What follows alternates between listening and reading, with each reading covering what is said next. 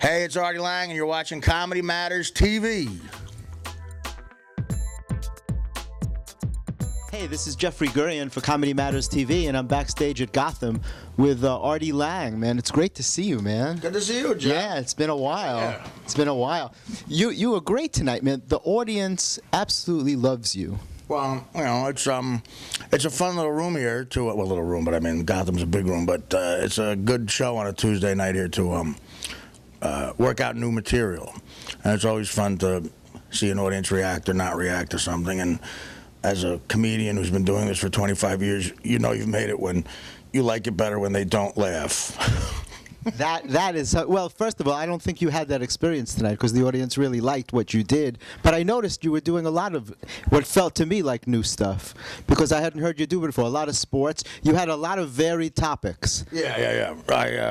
I noticed that it was just in the news recently. It was the anniversary of Judas Priest was on trial like 30 years ago because a kid committed suicide because his parents thought it was because of their lyrics. And Ozzy Osbourne had similar problems back then, and like, you know, for lyrics like Bark at the Moon or Number of the Beast, which seemed kind of tame to like mainstream rap music now is crazy. You took apart Biggie's lyrics. You analyzed Biggie's lyrics. Jay-Z, like he's the new Sinatra, you know, because he says it in the song.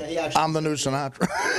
Which is, hey, listen, the guy he's a big star, but Hova, they call him Hova. Jehovah. What is Hova? Oh, Jehovah. Jehovah. He's God. Yeah. Is that what that is? I thought that was like an acronym or something. No, that's why they call him Hova. It's like short for Jehovah. My God, that is very, very hard to live up to. Yeah, isn't that amazing? Well, God bless him. So then he just had Jesus, like his kid is Jesus. Oh, it's a girl, though. Blue Ivy. I know, it's a girl. That's disappointing if you got to have a girl. It is.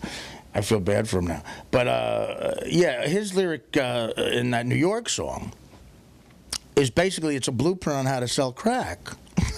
which is the business that he came from originally. Yeah, I mean, he did very well, I guess. You know. Yeah, exactly. But it's like sort of, he says, like, you know, I used to cop in Harlem. I went down to my stash box, and then I laundered the money, and then like it's just a constant blueprint on crack dealing. And then Alicia Keys just goes, New York, where dreams are made. And I think more people should be outraged over that.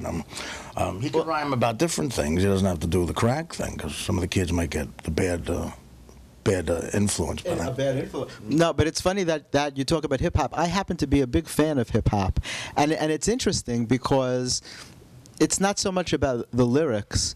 There's something about the beat that I internalize it. I feel it. I really feel it. And it's interesting to me because the lyrics can be so misogynistic and hateful, but you don't really focus on them. That's why it's interesting that you analyze them, that you took it apart. Most people are just into hearing the music, and they don't realize, like, I was Patrice O'Neal's co-host on his show, The Black Phillip Show, and he said, I was the only white man he ever met who knew all the words to Bitch Better Have My Money.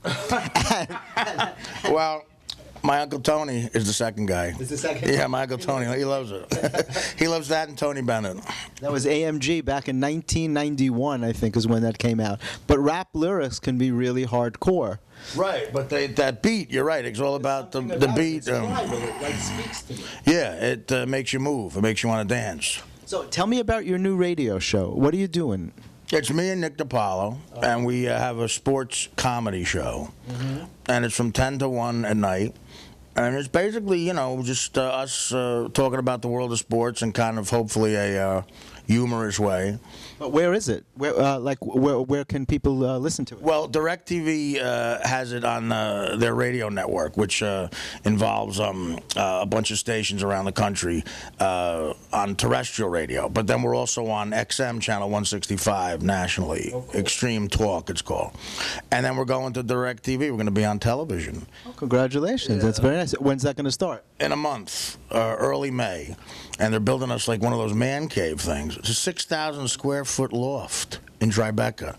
Oh, so you're going to be shooting from the city. Oh, that's great. Oh, that's awesome. A lot of fun. It's like I say, it's a big loft in Tribeca, and they're putting a pitching machine in there and cameras and a chair to get a shave in and a pool table. It's gonna stripper pole, a jacuzzi, And it's like an apartment too. It's got a kitchen. It's just like it's really a dream situation. That is phenomenal. What now? Extreme Talk, you said? Is that the name of the network or the name of your show? No, well, the network is XM Radio, satellite radio, and it's Extreme Talk is the name of the channel, 165. We're on 10 to 1 a.m. every night, and then we're on terrestrial radio all over the country, and then nickandartie.com, you can stream it and stuff, and you can download an app and iTunes and podcasts, stuff I don't know about, but you can get it a bunch of ways. I find a lot of people listen to it the next day, and they call in about stuff, but it's just fun. And then television, DirecTV has all the football games, so we'll be on the same network as that, which is just going to be a blast. Well, that's awesome. And you're such a long-time radio guy, so radio is so comfortable for you, right? Isn't it a great medium, radio? It's fun. You just got to show up, and you just talking to the mic, and it's instant gratification. You either suck or you're good, and it's your fault, nobody else's. And if you get good stuff going on, you take all the credit. And it's instant. Like I say, it's movies you put makeup on and wigs and directors and key grips and everything, and it still could suck at the end of 2 years. Exactly. This is an immediate thing. You sit down and just have fun. It's great. It's awesome. It's so much looser than television. I just find it much more a relaxed atmosphere, and funny shit comes out. You can just, especially when you're with someone that you click with comedically. Yes. Like you and Nick must be great together. The chemistry must be awesome. We have a blast, and he's a big Boston guy, and I'm a big New York guy, so Giants-Patriots was a built-in sort of feud for us. It was just a blast. Red Sox-Yankees coming up, and they sent us to the Super Bowl, which was a lot of fun, and we're going to go every year, and we got a contract for a few years, so hopefully they won't fire us. It'll be great. I mean, we're going to have, it's in Tribeca, the loft, we're going to have models running amok in the place. We're just going to go into Steve Madden and say, get over here, guys. Save me a seat, absolutely. Come on. You are always welcome, Mr. Gurian. Absolutely. I'm going to take you up on that. You heard it, Comedy Matters viewers. I'm definitely going to take you up on that. You talk about, like, working out and like going to rehab and stuff. You bring parts of your life into your act. Yeah. Did you always do that? Did you always talk about what was going on with you? Yes, that's always been my act, absolutely. Family stuff, and as I went through life and screwed up here and there, and as we all do. Yeah. As we all do. I always tried to, not to, I'm as good as this person, but we all aspire to be somebody. In a perfect world, my stand-up would be like Richard Pryor's, in the sense that any tragedy he had in life, he was able to turn into some sort of great comedy, like a heart attack or setting himself on fire. There's a guy who turns that into comedy, and I always like to try to draw from good and bad things in my life and try to make it into the stand-up, which is fun. Well, it's helpful to other people when you're willing, when you have the courage to talk about something that you went through that was a difficult time in your life. Right. You wind up helping a lot of people who are listening to you, who say, you know what, if he can talk about it, then it's cool. Then I can do that as well. I can go through that. There's a lot of people. Yeah, and if you do screwed up things in your life, funny things will happen in a dark way. Like the bit I did in the beginning. I really am coming off of heroin. And if you do heroin and you try to come off it, like, that's such a tragic thing, but the way people try to help you can be very funny if you just, rationalize it. And I did have a trainer guy who suggested, instead of heroin, running to get high, like a runner's high instead of heroin, and I just sort of... I love the line. I ran 8 miles already. When does it start to feel like heroin? Listen, I'm going with you here, man. I'm committing to this. This runner's high bit that you're going with. I'm really getting into it. I've 8 miles. When is it going to start to feel? And fantastic line. And then I get him to do heroin, and of course, the tragic yet funny ending is, heroin is clearly a better high, and it destroys his life. But the running helps me. So in a way, it's happy because I'm fine, but he lives under a bridge at the end of the bit, which makes it to me, that's the one part I made up. The kid was fine in real life, but in my evil head, I sort of wishing for him making that suggestion, he'd be living under a bridge. So... But you're clean now, obviously. Yeah, I'm clean. Yeah, no. You look healthy, man. I'm drug and alcohol free, but I substitute it with food. In rehab, I gained like 70 pounds, but I gotta take that off now. So then I'll be totally healthy if I can lose the weight. So I'm in the process of that. But nothing is worse than that chasing that heroin, opiates and pills and. It's really just a scourge. These kids, I've been in rehab with 17-year-old kids. They have names for pills nowadays. That you would think, our generation, we think we're hip, with drugs. We're like, I know about all of a sudden they're talking about, Quaaludes. No, yeah, right, Quaaludes, another, and really everything you say, I feel like I'm 100. I feel like I'm Allen Ginsberg. Like I'm going, guys, you think it's groovy to score? Like they're talking. I mix Molly with ecstasy and liquid crack, and they're all scientists. Or crystal meth. These people are scientists. Like you say, high-tech drugs. yeah, it's designer drugs. They make the synthetic drugs in a factory, and these crystal meth guys who cook it are geniuses. You're like, can you just apply to like Merck or something? I know. If they put the energy into doing something good that they put into getting high, they'd all be geniuses. And all the crystal meth guys, they have their noses are blown off, like half their nose. Isn't that crazy? I know. It does such damage. So you stayed for 28 days in the rehab? I stayed for 3 months. 3 months. 3 months, yeah. I needed it. I only wanted to go. I said they dragged me, kicking and screaming, to detox. I stayed there for 2 weeks. And then I went to rehab for 3 months. I committed to a week. And I hated it in the beginning, but they made me stay. And you meet a lot of people who help you out, and 3 months on the other side, I came out and I felt like a new person. Physically, it was out of my body, and you're like, hey, maybe I got a shot here. So that's an amazing thing. Now you can live your dreams. You can do what you were meant to do. You're one of the only performers that I have ever seen that got a standing ovation before they said a word.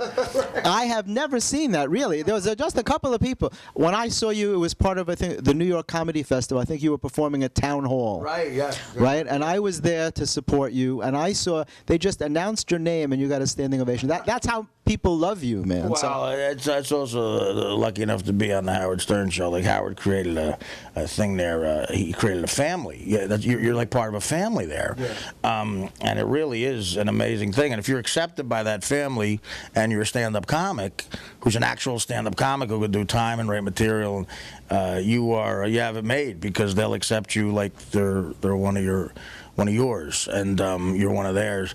I came back after a long hiatus, obviously getting clean, and I did a gig in Atlantic City with Jimmy Norton and Dave Attell and Stan Hope. We did like this antisocial tour, they call it. That must have been a great. Yeah, it was fun. It was a lot of fun. Yeah. And afterwards, I met a lot of the people. And they were like hugging me like they were my cousins or something. They're crying. They're like, oh, we're so glad you're okay. And it's a nice feeling, Well, people feel like they really knew you, because especially on Howard's show, it was such a real show. Everything comes out in your life. There's nothing that you don't talk about, Yeah. Are you still in touch with Howard? We talk every once in a while. He's very, very supportive, good guy, man, and he wants me to do good, and he's supporting this show. And I talk to the people there, and it just, ran its course. I was there for 10 years, and that schedule was nutty, and something had to change. But they were good to me, and that show keeps rolling on. I mean, now he's a judge on America's Got Talent. He keeps evolving, Howard. It's unbelievable. But always the king of all media. Well, listen, man, he's been around 30 years on the radio, and he's, pushing 60, and he still has the power to get a network show to move to New York from Los Angeles. That's got to be okay for your ego, yeah. And I think, it'll be good to see maybe Howie Mandel popping into the New York clubs every once in a while, and I like Howie, and I like to shake his hand and tell him I have, some sort of disease. He's unbelievable, man. Isn't he? He's amazing. He's absolutely amazing. He helped me promote my book when I did that book on the from the Friars Roast, Filthy, Funny, and Totally Offensive. You're in that book. Yeah, right. I told he quoted me in there. That was an honor. I still have that, and that was very nice. It's good. Like, you're one of those guys where you hang around, you say you're doing a book, you're doing a project, and a million people say that in the comedy world. It never happens. You're one of those guys where, oh my God, look, it's really a book now. So I appreciate that. And Howie's a good guy. So, I've been blessed, very, very blessed. Without good people in my life, professionally, personally, I don't think I'd be around, So here I am. That's what it's about. It's about support. Speaking of support, how's your sister Stacy? Oh, she's doing great. She's doing awesome. Yeah, it's very nice of you to mention Stacy. She's a designer. She's unbelievably successful. She's my hero. She's my younger sister, but I look up to her. No, and she absolutely adores you. I'm lucky. Yeah. I'm lucky for that. Yeah, she's a designer for American Eagle. She travels and makes money, and she got all the fashion sense 2 kids. She got I didn't get an ounce of it, not 1 ounce. She got all of it. And she's a beauty too, and she's got such a great heart. She was, she told me that she travels with you once in a while. Like she comes to all your shows whenever she can. Every once in a while, again, for support. At first she came to the cities that she wanted to come to just to hang out and have some fun. But, she's such a great sister that when I was going through my time of real hell on the road with drugs, she took a leave of absence from work to travel with me to make sure I stayed alive. And, it's one thing to come to Miami or Vegas, but to come to Buffalo in February, that's a good sister. Yeah, just to make sure I don't OD at the Quality Inn. Yeah, exactly. well, I have to tell you, man, it was wonderful to see you tonight. Yeah, you too. Last question I want to ask you: how'd you wind up on the show tonight? Because you were a late addition, and they said this is a special thing. Artie Lange's coming. So how'd that come about? Well, I went to Chris DiStefano, the comic that was on before me, young kid. He opened up for me at Caroline's. I did the weekend at Caroline's about a month and a half ago, and Chris was, Greg Charles and those guys over there are always nice to young comics. They'll tell you, look, do you mind having this kid open for you? And I said, yeah, sure. So I saw him, and he did great. And he does the show. So I was with him last night. We went to the Knick game. Oh, okay. And he said, there's this show on Tuesday nights at Gotham, and I'm on vacation this week. We're not on the air this week. This was our first vacation in like 6 months. So he said, you want to come by and then do a set? The guy would love to have you. So I said, give the guy a call, and he got nice enough to put me on, and here I am. It's always nice to try out, like I say, new stuff because I'm on a tour, and I'm doing Jimmy Fallon tomorrow, and there's a lot of bits I'm going to do there, hopefully, that I tried out here that will kind of work. So touring to make money and doing a radio TV thing. I'm still here, man. Logic says I should be loading a truck for a living right now, but I'm still hanging in there. It's like Papillon at the end of the movie, Steve McQueen on the raft. He's like, hey, you bastards, I'm still here. Exactly. You'll be here for a long time. As a matter of fact, I did an interview with Jimmy Fallon in this very spot.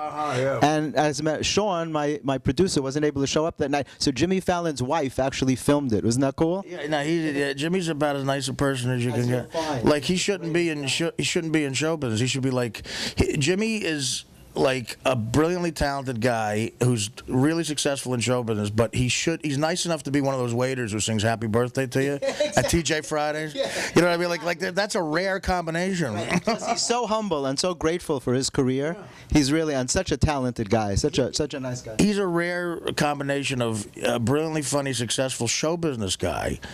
But he could also be like a salesman at like a gift shop in Rhode Island. Talented salesman at a gift shop. Yeah, he's that nice of a guy. Like Bill Maher could never do that. No, never. Bill Maher could only do what he's doing. Yeah, exactly. Jimmy could do that, and the other. Anything. Like Bill Maher at a Rhode Island gift shop would be like, yeah, I guess you want a Hummel. It would be a good sketch on Saturday Night Live. Bill Maher at a gift shop. I think Bill would tend to be condescending towards the customer. I have a feeling that he would be. Anyway, what I was going to say is that, when you see Jimmy, would you tell him I said hi, please? I will. See you tomorrow. Good. Yeah, okay, great. It was so great to see you, Artie. I really appreciate the time. Yeah, I look forward to your book about the comic strip, man. Thank you. That's coming out this year, finally, after 4 years I'm working on that book. It's an awesome subject. I got a second book coming out, too. Really? Tell us. It's called Crash and Burn. Oh, really? Yeah. I have an idea what it's about. With a happy ending. It's a follow-up. Yeah. Thank God for that. Takes up where my last book, Too Fat to Fish, kind of left off, and covers an insane amount of tragedy, but it all leads up to. It's on an upswing. It all leads up. Your life now is all uphill. It all leads up to me and you on this couch right now, and that's the end. Exactly. That's our reality. You and me sitting here on the couch. Comedy Matters TV. Thanks, Comedy Matters. Thank you, Jim. Yeah, Thank you. That's it. Hey, this is Artie Lange, and you're watching Comedy Matters, and that means I matter, I guess, which is. Or maybe just comedy, but I guess I'm part of comedy. So partly I matter. And it's like that show Family Matters, only completely different. This is Comedy Matters. It's not a black family on a sitcom. It's comedians like myself, and we matter in this. So thank you for letting me matter on Comedy Matters. Take care.